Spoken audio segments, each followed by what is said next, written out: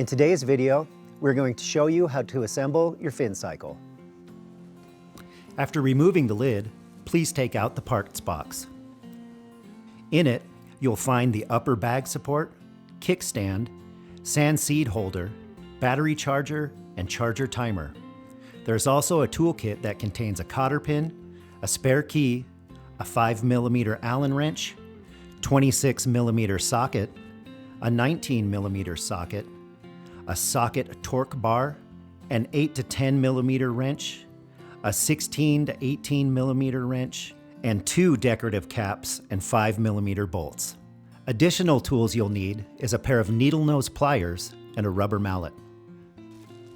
To start, remove the front wheel from the box and set it aside. Lifting the cycle frame from the box, fold back the plastic and prop the cycle frame on the edge with the box side between the frame and the fender.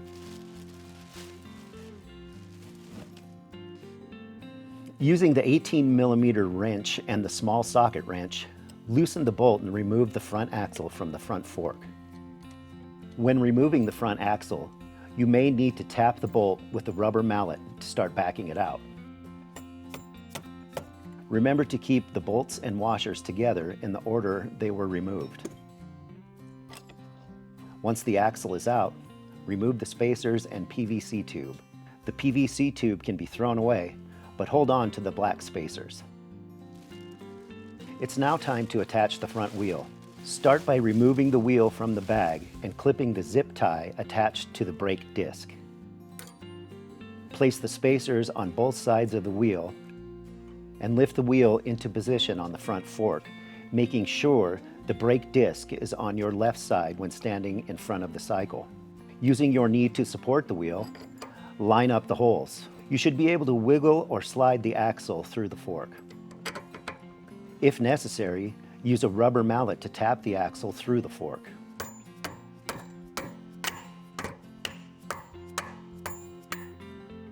Once the axle is completely through, add the washer and nut.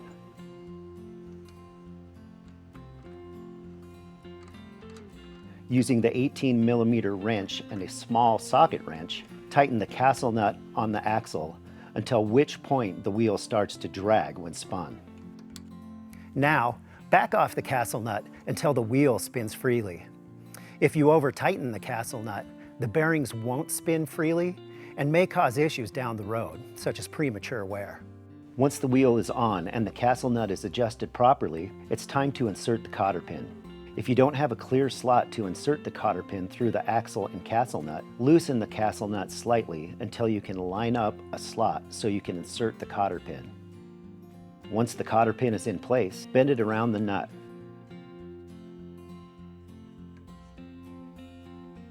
Lastly, attach the decorative knobs using the 2 screws from the toolkit. Use the 5mm hex wrench to tighten the screws.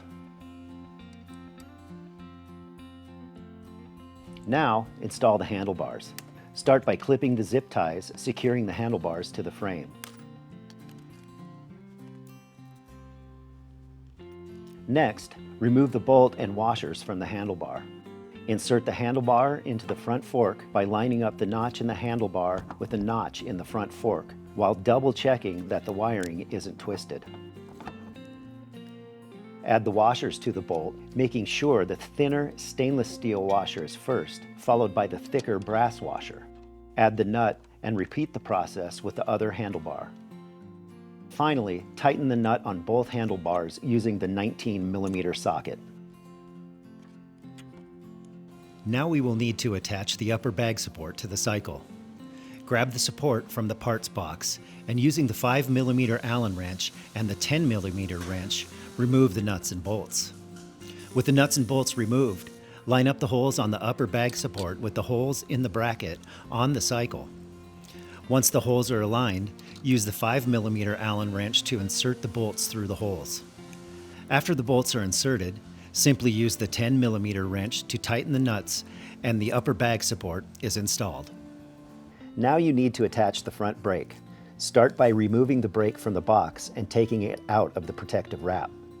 Remove the 2 bolts from the brake, keeping the bolts and washers in order. Put the brake over the brake disc, taking care to align the holes with the brace on the cycle. Attach the brake by inserting and tightening the bolts. If when you spin the wheel, the brakes rub, or you test the brakes and there isn't any tension, please watch our adjusting the brakes video. The front wheel has now been installed, so you can remove the cycle from the box.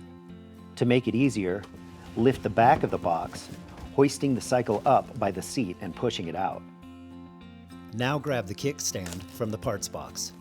Remove the bolt and washer and insert the kickstand into the brace on the cycle, lining up the holes on the kickstand with the holes on the brace. Keeping the two washers in order on the bolt, simply attach the kickstand to the cycle using the 16mm wrench. The batteries leave our warehouse with a minimal charge, so before you play your first round, you will need to fully charge the battery.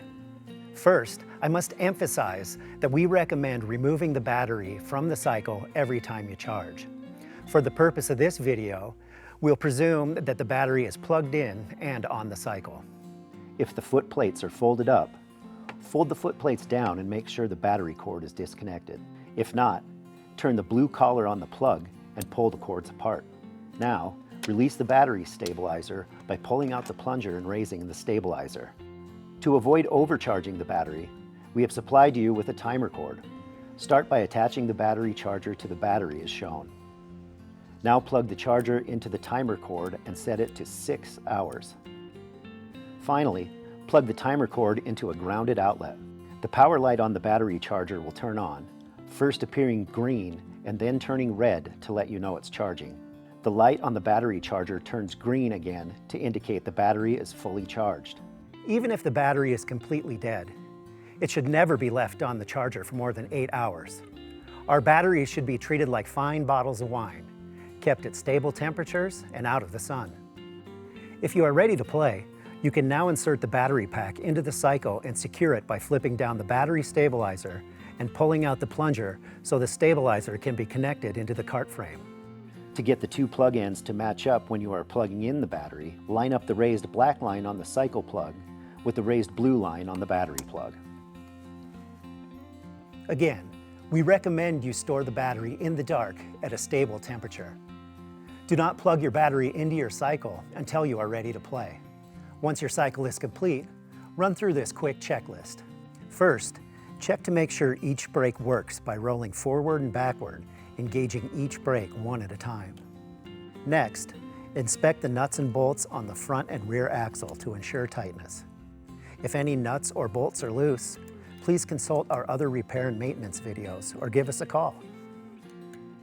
I also want to touch on a few points to troubleshoot your use of the fin cycle. Number 1, the battery should always be removed from the cycle before charging.